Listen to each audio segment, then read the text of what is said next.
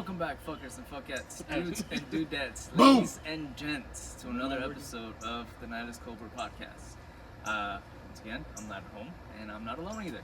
We're here with my two best friends. Oh man. You're You're gonna get me emotional here. Stop. And my dog. Robo. But yeah, alright. Felix, you haven't been on a podcast before. I've never had, no. Tell us a little bit about yourself. What do you do for a living? So currently I'm a firefighter. Fire. And Fire. I'm a firefighter and a firefighter instructor. So basically my job is just to make firefighters and throw them out there. Make firefighters. I make you. Fire. It's like that scene from Castaway where what was it? Tom Hanks is like, I make fire. You're like, I make fire. Fighter. Basically. It was pretty cool when you took us over to the firehouse though. So yeah, so that was just like a small little preview what you guys saw. Are there bigger like burn? Yeah, so buildings? our building is 5 stories high. However, 3 out of those 5 stories burned. Yeah. So 3 out of the 5 stories burned. Yeah, so 3 out of the 5 stories I mean, it was burned. tall from what I saw. I just didn't realize it was 5 stories tall. Yeah, so the very top, you can rappel. It's like an open, almost like a mini pavilion. Mm-hmm. So they have areas where you can hook up rappelling ropes to and whatnot. And that's actually a skill that we teach. Repelling? Yeah, so it's normally one of the, mainly one of the focuses for a rescue team. Yeah.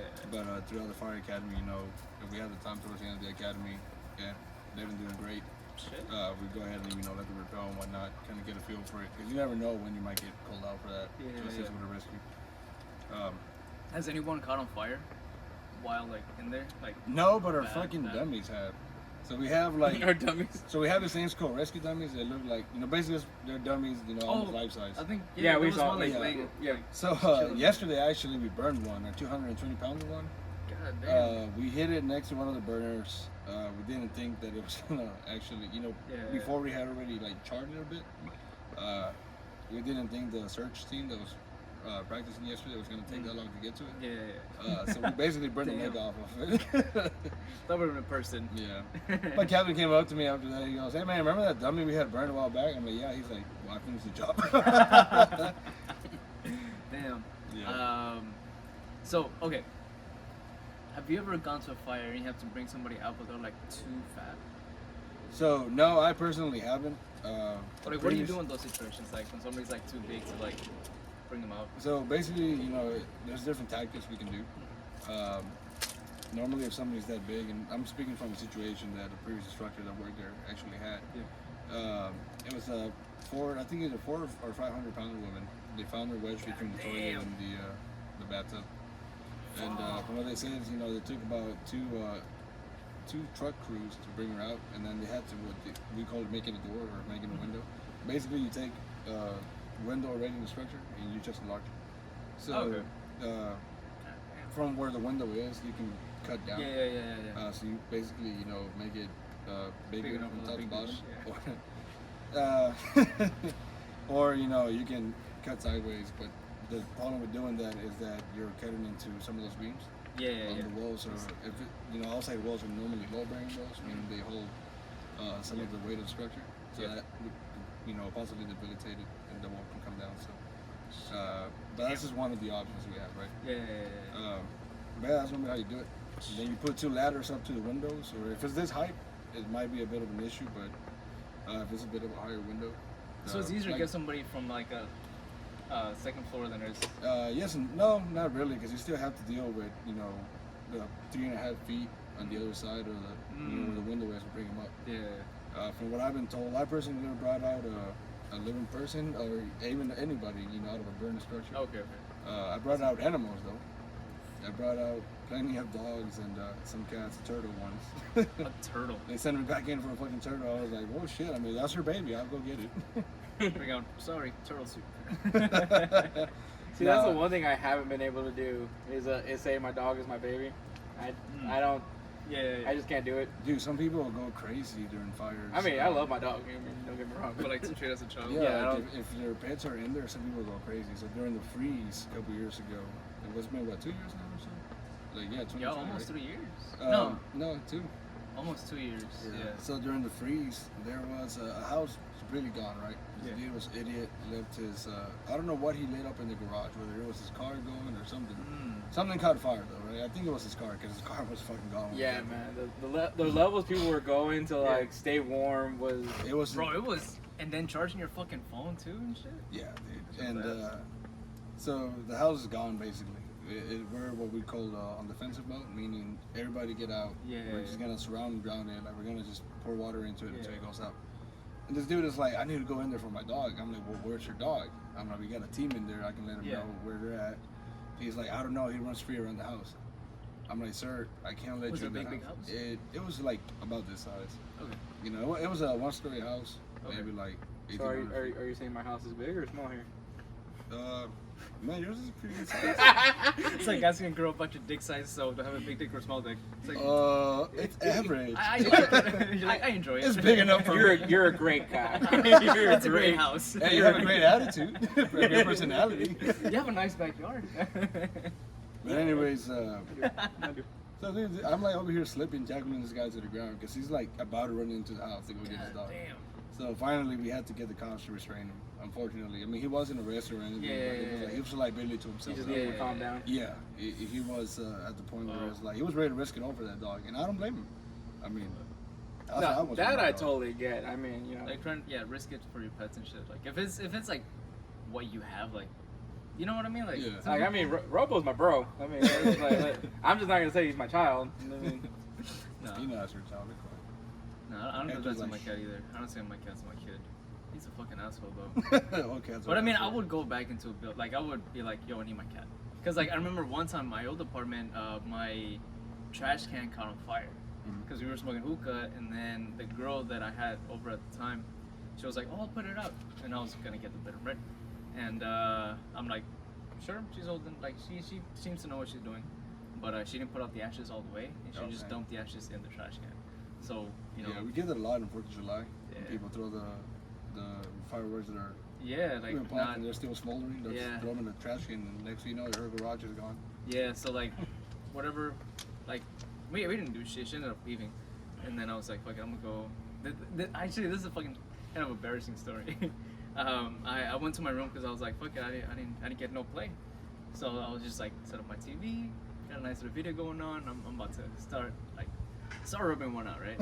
oh, so you're watching porn? Yeah. I don't know why you had to be so like Bjorn.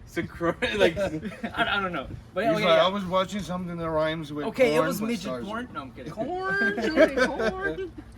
So I'm like in the middle of rubbing one out, and then my eye starts to get blurry, and for a split, I was 21, right? And for a split second, I'm like, I guess if you do jerk off too much, you do go blind. Jesus. And I was like, fuck. I start freaking out, How high bro. were you at the time? Huh? How high were you? Uh, So it was kind of. Like Jenny jumping off, trying to jump off a balcony. no, I don't think I was that high. But I mean, I had just been smoking. That's all. And then I go to the bathroom to like check my eyes, and they're burning. And I was like, damn, I'm really gonna go blind for masturbating, dude. And then like I get a weird smell, and then I go fuck into my living room and I see that shit on fire, bro. And it's just like bad. Like we had a fire extinguisher though. Like it wasn't a bad fire, but I was trying to wake up my roommate because the fucker wouldn't wake up. I'm like pounding on his door. I'm like, yo, dude, wake up. Why didn't you just Nothing. think about putting water in it? I had a fire extinguisher, but for some reason I was like, I want him to know what's going on You also have a before I bathtub put with it out. water, I mean. I don't know, but then he finally wakes up, and I just grab it, I put it out, and he's like, I want you to see my effort. yeah, he's like, hey, fucker, look at me. So I put it out, and we couldn't find one of the cats. And I was like, fuck. This bitch done burned my cat. Yes, dude. I looked through like all this shit that got burnt and stuff, but I didn't see a little tiny corpse. So I was just like, she's somewhere on here. She ran out, and then like fucking 3 hours later, she just like comes out from under my bed. She was fucking I hiding. scared the fuck out of me. Yeah. You traumatized the cat because you're over here masturbating to porn. I was like, Cat was probably more scared of you walking off, dude. Fucking fire. Then fire. He's oh fuck, here he goes again. It's like this is third time this day. You just watched the same 3 minutes.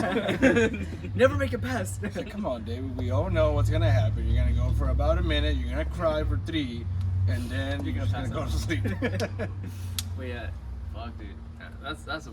You know what's funny? Some of the little theory, the things that they tell you to scare you away from masturbating.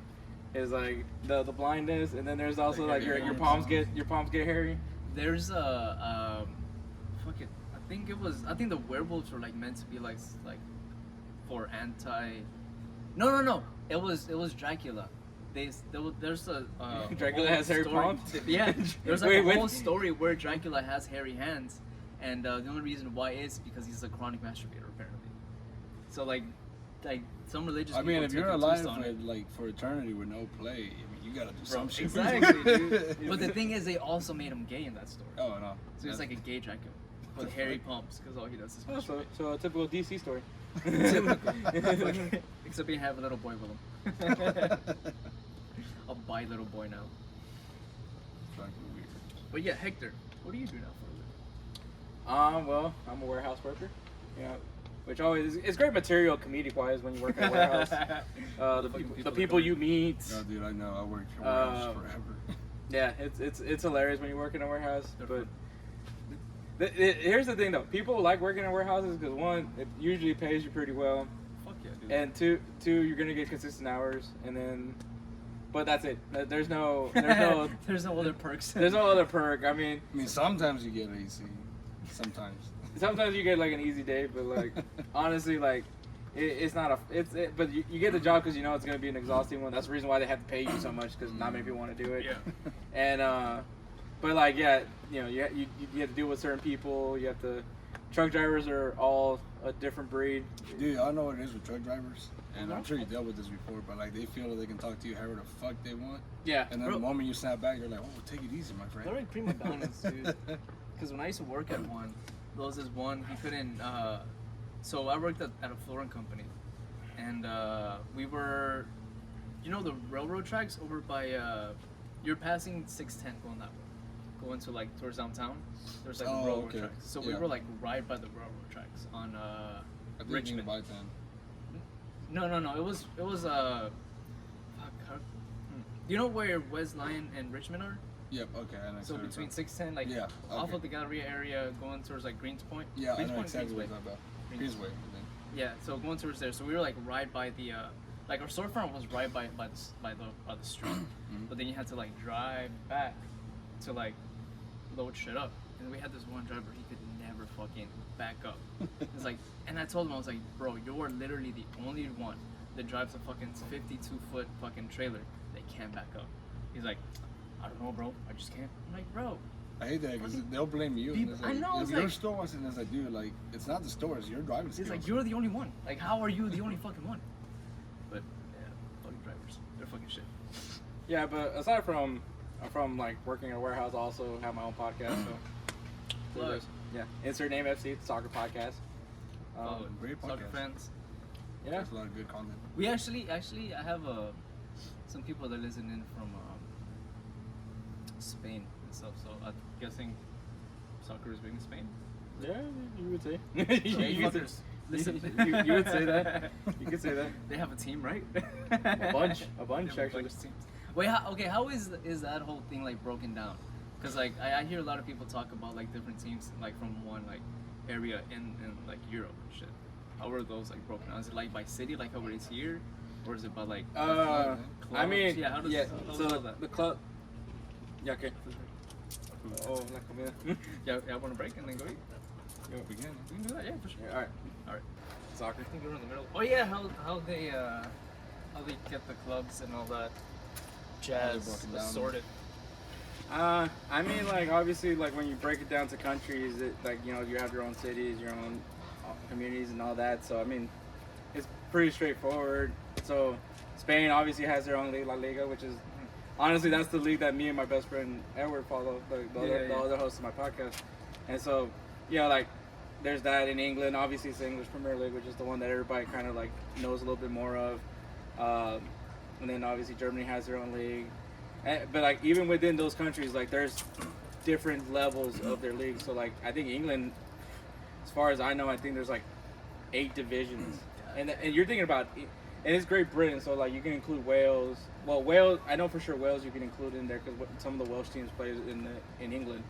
And so like, actually, matter of fact, Ryan Reynolds owns a team in Wales called Wrexham. Really? Swear to God. Yeah, him and Blake Lively? Cool. no, McCalney, from It's Always Sunny in Philadelphia. Oh, what's his face? Mark Elheny. I Or don't know more about names. I know who you're talking about. Yeah. Wait, aren't they gonna be coming out in a movie or something? they're doing an FX series that's like Yeah, there you go. Following Yeah. them, like with their ownership. I think that's where I saw it. Yeah. Welcome to Wrexham is the name Yeah, of the show. yeah. But yeah, so I mean, like, so every like it's just in the U.S. is a little different. Like, I mean, obviously there's states. So like, I mean, even though you could probably say there's like a similar comparison. Like, I mean, Mexico, even though that not necessarily have traditional states in Mexico, you have your regions, right? Like in Mexico, so it's not necessarily a state, but it's a region. Regional, yeah. Whereas here in the U.S., you got like California, Texas, Massachusetts, and all that. But here in the MLS, obviously, like, it's growing. You can start seeing it growing. You have like now American players now playing in Europe now for some top teams in Europe as well. I was gonna ask is, I would be curious about this. Do you think that when American players go overseas to where, you know, because they have said it here, where more talent is, and then they come back, do you think they bring some of that talent or to learn some of those skills? I think not even just American players. I think you know, like using the Houston Dynamo for instance, like Houston Dynamo team is just bad. Like I say that way. I thought it was good. I say that a lot of times. Well, in the early years when they won 2 straight championships, but like after that, but like. All right, Houston. But Houston's strong. But like sometimes. But like so. You know, their biggest signing that they made this past season was to get Hector Herrera, which is, you know, Mexican national team player. He's played in Europe for quite some time. Damn. So like the team is really just bad, but when you added him into it, the team looked a little bit better, which isn't really. It's not like a massive upgrade, but like you know, going from shitty to now like bad is like, you know, that's quite of a upgrade. It's something. No. And but yeah, so like it's just one of those things. But like, yeah, when you have a player that comes from Europe, that there's different guys that come from Europe that play over there. Like there's guys that like don't really take this league seriously. Like, I mean, for example, like Steven Gerrard, like is a highly respected English player. Came to the U.S. and didn't really have a really good career here. Or whereas David Beckham, when he came in, he literally like changed the MLS, because I mean, he took the league seriously. Like he wanted to make this league something, right? you know, marketable. And so, and I think he did that. And now you know, you've seen other players that either they make the league better or they make the league worse. And it's just because obviously they label the MLS as the retirement league, because it's like these guys that are like past their prime come in. Jesus. Yeah, I thought that's what's gonna happen. That was gonna happen with Messi, because wasn't there like something about him like last year that he's not playing in Europe anymore or some shit like that? So he plays right now in Paris. So in Paris Saint-Germain. So he doesn't play for Barcelona anymore. That's what it was. Yeah. So he's been with that club since he was a kid. Like, I mean, like since he was a child, he's been playing for Barcelona. And then, you know, he leaves because Barcelona is broke, allegedly. I mean, I don't know. They're still buying players for some weird reason. Yeah, I heard they couldn't afford him or some shit like that, right? Yeah, they couldn't afford him, so he left and went to PSG, who has a lot of money. There's like a lot of... you have a lot of, like, oil... A lot of oil owners that, like, they go and buy some of the clubs. Like, for instance, Manchester City. They used to be a joke. Like, I mean, they're like a mid-table team in the English Premier League. This oil tycoon comes in, and now they're one of the best teams in England, and possibly could win the Champions League if everything falls in line for them. So like now you're seeing that PSG was one of those people that benefited from that. I don't know how Newcastle United is like the new team that got bought by somebody that's pretty wealthy. So everyone, so now it's become like an arms race of trying to buy like the best players in the world and try to win that way. Man, that's a move though. What do you think about Houston hosting some of the FIFA games or some of the World Cup games? Of Houston hosting it? Yeah. Oh, it's gonna be huge, man. When they hosted it, I mean, I was only a baby when. Is it likely though, like to do it, for them to do it like anytime soon? They're doing it in 2026. Oh fuck. Yeah. Very Well, likely. so in 2026, it's gonna be like, so Canada's gonna host a few games too, and as well as Mexico. But the U.S. is gonna be like the main host. Okay. But yeah, so Several cities. So North America is gonna be hosting the World Cup. Damn. Yeah, so Mexico's gonna have some games. Canada's gonna, but the final's gonna be here in the U.S. Yeah, it's gonna be. I mean, like, there's more attention happening now with soccer. Like, people are starting to like want to watch soccer. Yeah. I've noticed that. And I mean, it's like it helps now that U.S. men's national team is finally being good. I mean, the women's national team has been dominating for years, but like I think that's like the women's- only women's like sport that people actually give a fuck about, like women's soccer, because like women's anything else, nobody gives a fuck about. Yeah, and it's unfortunate because I mean they all work hard. Like I mean, you can say Yeah. that for like women's basketball. You can say that for women's hockey. But doesn't that come down to like how marketable it can be? Like if like you can bring eyes to it, like if you can make money off of like viewership and all that kind of stuff, do you think that will probably make it like give it a little bit more traction, or like do something like what's something you think that the women's like sports like section or wherever the fuck they can do to get more views? Maybe playing in bikinis. Maybe No, I think for the women's sport, I think it's just people just gotta go and watch it. Like go Give live it a and shot. watch it. Like give it a fair shot. Cause I mean, I'll honestly tell you, like I didn't watch women's sports like that, and like it wasn't until, and I mean I watched the Women's World Cup. I watched the Women's World Cup a few times, and it's an entertaining game. Like, yeah. But then like kind of like when I started with the podcast and like kind of wanted to keep up with NWSL, and not I got to meet Woso Digital Media and Women Kickballs, like kind of like learning more from them than anything else, and like you kind of see it, and like I actually started watching the NWSL, and I was like, dang, this league is fun. Like I mean like the way they're playing, like it's, and I will give more props to women because like they don't flop. Like I've seen some like I don't know if that's highlighters. like a pride thing because like obviously with men's soccer you see guys like flop every Yeah, second. that's the thing. Like, but like I've when you seen watch the women women's game, bleeding and shit, and they're just they get back up. Yeah, I mean, and they're play. probably already playing on their period and they're bleeding already, so they're just like, what's another fucking cup? They're definitely tough, man. We had one chick turn professional soccer player, firefighter in our department, and she played Goddamn. professionally overseas. I forgot for what team, but she was a tough one. Small little thing, but dude, like I would want her to fight her every time.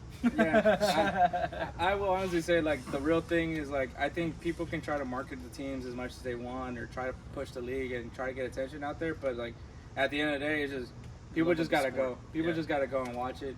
And I feel like is that too, like people that are more into sports, like they have a natural love for it, or the ones that like more kind of invested into like the sub parts of like sports themselves. Because like for example like soccer, like the main thing is like men's soccer team, MLS, the European League, the Mexican League, and all that shit, right? But then you have the like, and it's full of those fair weather fans. They're like, oh, I only watch this because like it's popular and this and that. But then there's like a bunch of people that love it, like love the sport and everything. So they're like you, are more prone to like go into like the nitty gritty of it and be like, there's not just what's on TV and shit, but there's like the women's league and all this other stuff that's also like the sport and it's entertaining too. I think what's interesting, like the fact that like soccer isn't as, I mean, it's starting to get more popularity now, but like when it was not really as popular, when you look at like some of the markets that have been like super huge, Portland, Austin, like Austin just barely had a team now, but like that home crowd is huge, and like I mean, it probably helps that you have Matthew McConaughey as one of the owners, but Portland, Oh shit! He always owns he's one of the owners. There's like ownership groups, but like he's one of the owners. It's really cool because he came out like in a green suit one day because that's their colors is green, and he was Alright. banging on a bongo drum and like getting the crowd hyped up for it. Fucking awesome, Wolf of dude. Wall Street type shit, just. Bro, I think he did that. I think he actually did that. But yeah, like That's a good one. honestly, I'm like trying not to be an Austin FC fan, but like I mean it's Matthew McConaughey. Kind of hard not to. Huh? Yeah, I fucking love that guy. I listen to his book on Audible all the time. Bro, like once you're gonna be like, hey, you guys want to go to Austin to like watch the game? Honestly, like, cause right now they're in second place in the Western Conference, so Oh, shit. they're gonna be in the playoffs. I was thinking about like if they make it to the MLS Cup and if they host it, I would be down to go to Austin to go watch them. Road trip, man. Yeah, Next so- one. Texas Road trip? Hell yeah, Correct. To Austin's not that hard of a drive, Nah. but like, but yeah, but the thing that was interesting to me because you got Austin and